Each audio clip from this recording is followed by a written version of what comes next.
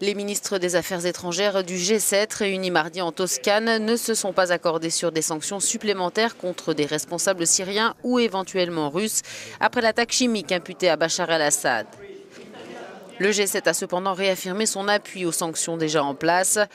Actuellement, il n'y a pas de consensus pour d'autres nouvelles sanctions comme instrument efficace pour parvenir à notre objectif global, a dit le ministre italien des Affaires étrangères. Les sanctions doivent toujours être considérées comme un instrument et non pas comme une fin en soi. Elles sont pour nous un instrument pour atteindre notre but.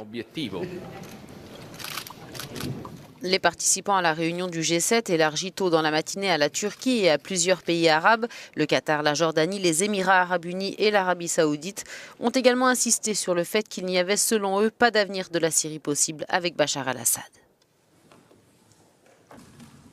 Je pense qu'il est clair pour tout le monde que le règne de la famille Assad touche à sa fin, a insisté le secrétaire d'État américain.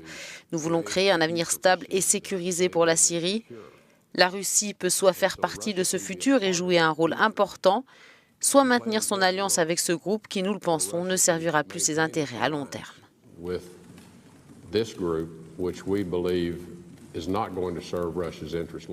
Rex Tillerson s'est envolé pour Moscou. Il doit s'entretenir avec son homologue russe, Sergei Lavrov, sur le dossier syrien.